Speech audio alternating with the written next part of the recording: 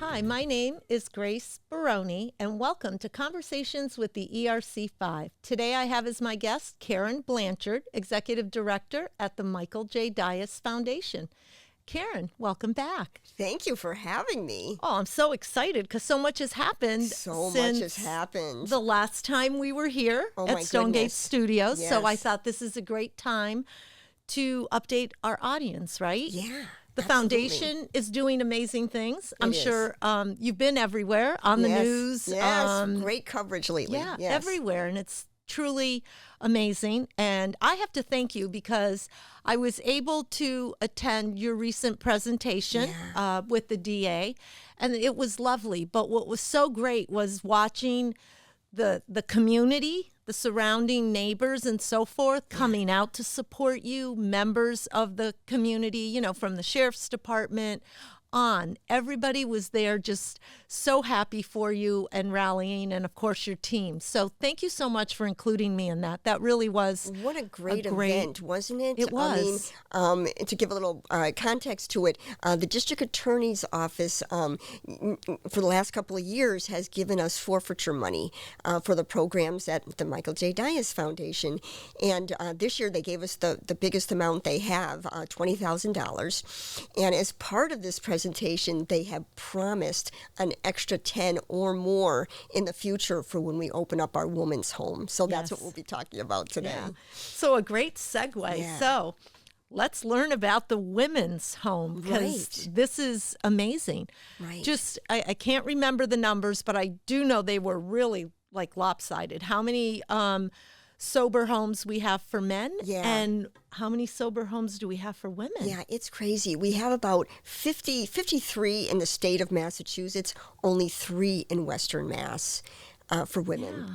So the need is just there. Our partners have told us for years there needs to be more women's housing for sobriety and recovery in Western Mass.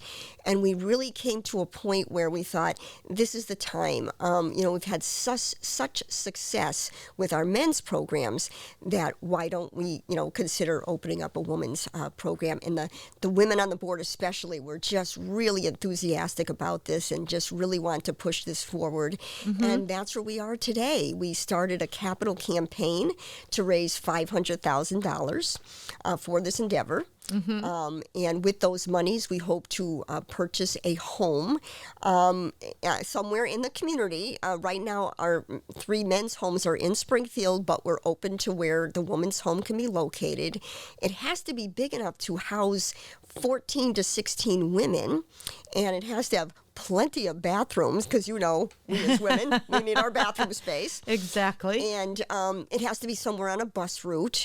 So we're really looking for something kind of specific in our needs. But the housing market is so tight right now that it's very difficult to find the proper property and at the price range that we, kind of need. And we've seen some gorgeous houses, especially in Forest Park area, that we would love to have. It'd be perfect for our program, yet the cost is way beyond, what we can afford. So we're looking for help from the community and helping to find that location. That's really going to be important for people to keep their eyes open for us, that if they see a property they think they might be appropriate for us, to give us a call. Mm-hmm. Yeah. Well, I hope everyone is taking notes. Yeah. I didn't even, until you just said it now, when you said having to be on a bus route, I didn't even stop to think of that. Yeah, because a lot of people who come to us don't have their licenses, or they're trying to get their licenses again. So in order to get to their jobs or doctor's appointments or whatever the case, they have to be able to have access to that.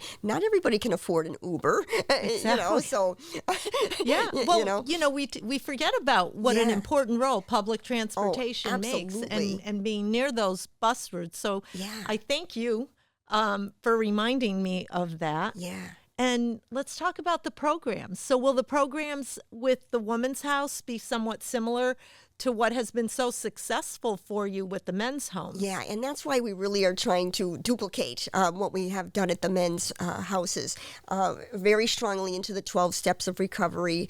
We feel that that's a really the right way to go for success for anybody in recovery is following the 12 steps, and we plan on doing that for the women also. But we think we're going to do a few more little programmatic tweaks for the women, maybe having a yoga instruction and meditation. There you go. And, I had a whole bunch of things down here that I wanted to, I like that. I have to tell you, it's like, there's a lot going on. And it's like, how do I just ground myself? And that meditation piece, I think you're onto something. Yeah, I think so too.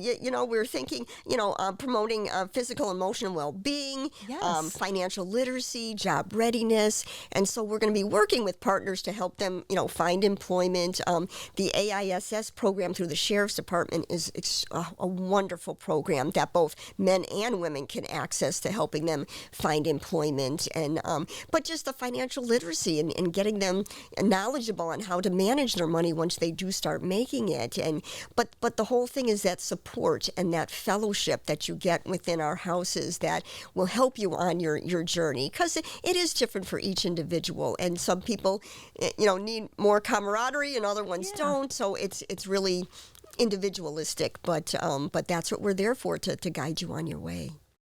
And it's kind of like, when you look at schools, and do you go to an all-girls school or a co-ed school?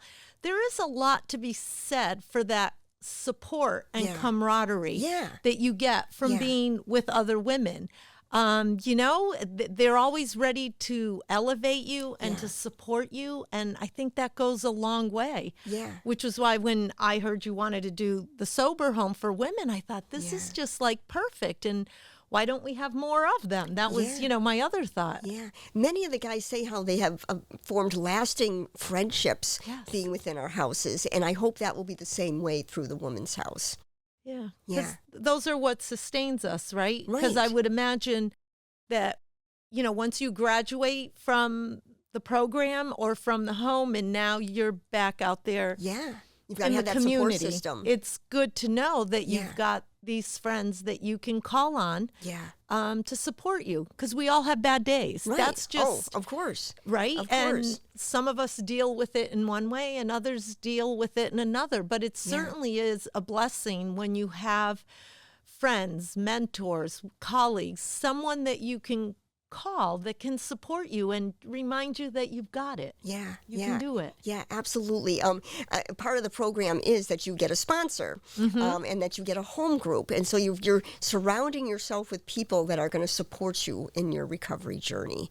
So that's one of the main things that we want to promote. That's a big piece of it. Yeah, it is. So you're still shopping for that perfect house. As a community. Yeah. Because I thought it was just so amazing to see how everyone came out to support and applaud and just be really, they were all just joyfully happy for the money you were receiving and having you in the neighborhood. How can we, as like businesses, community members, neighbors, what can we do to help this come to fruition? There's just so many ways. We are looking for corporate sponsorship. So if you work at a company that you think would be interested in supporting us in this endeavor, that's what we're looking for. Hold a fundraiser for us. We just had a 5K that we did in partnership with North Star Recovery, and it was very successful. And that's the kind of things that we're a very small staff, and so it's difficult for us to do big fundraisers. But if we got a group that's willing to do this for us and we just partner with them, all the better. So that's the type of, partnerships that we're looking for. And once we get the house, we're going to be offering people naming opportunities for the different rooms. So do you want to adopt a room once we get the house and name it after a loved one or a friend or whatever? And, hey, that's great. And that'll be another way for us to help raise money for the continuance of the house. That's a great idea. I like that. Yeah. That is awesome. So can you share any success stories? Because when I go to when I went to your kickoff campaign for the Sober Home and the other day, you always hear so many amazing stories, and it's like, oh, I wish I could share them all. But we have an opportunity here. Is there one story in particular that just there's so resonates many. I may for give you two instead of just one. Okay, let's do that. I went to an event last night. Rachel's Table invited me to be their guest speaker. How wonderful. And I had the opportunity to bring a couple of our guys from the houses to join me. What a welcoming group. It was just so amazing. And I don't know if you're familiar with Rachel's Table, but they reclaim food out in the community and they deliver it to programs like us. And the guys are so appreciative when it comes in. And these are quality, food items that they just dive into. And it's really great. And so I brought the men with me to express their thanks to this wonderful volunteer group mostly. And they briefly told a little bit about their stories and how they got there and how when they first came into the house, they maybe just had the clothes on their back and nothing else. And now that they're with us and they're stable and all this food is coming in for them.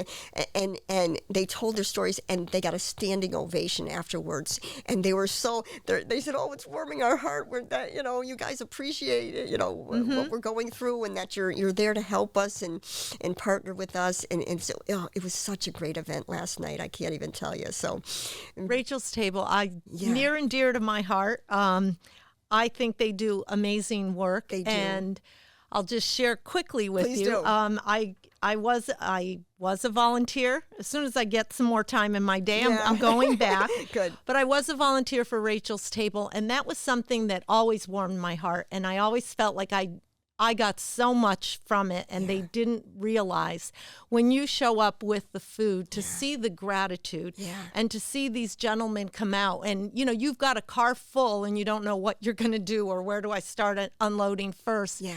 And they're just right there. Let me help you. And what else can we do? It just is really a great feeling.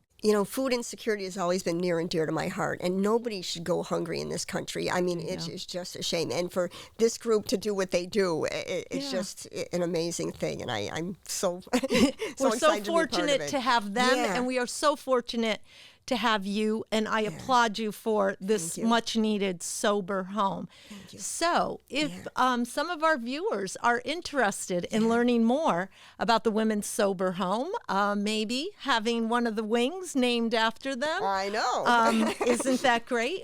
Just if they wanted more information, how can I volunteer? How can I make a donation? What is the best way for them to get in touch with you? Well, at this point, it's our website, which is mdiasfoundation.org. Okay. We have up there what our goal is, which is $500,000 to raise. We've raised about $160,000 right now. But somebody can always call me, 413-304-0715. Love to talk to you and love to just tell people how they can be a part of this really great project that we're doing. Thank you so much for joining us. Yeah. I am so excited for you. Thank and you. I look forward to having you come back when you announce to us where this home will be located. I can't wait. That will be fabulous. Thank you. Thank you Grace. so much, Karen. It's always a pleasure. You bet. And thank you for joining us for today's podcast. If you'd like to be the next guest on Conversations with the ERC5 here at Stonegate Studios in Wilbraham, go to our website, erc5.com, and you can sign up there.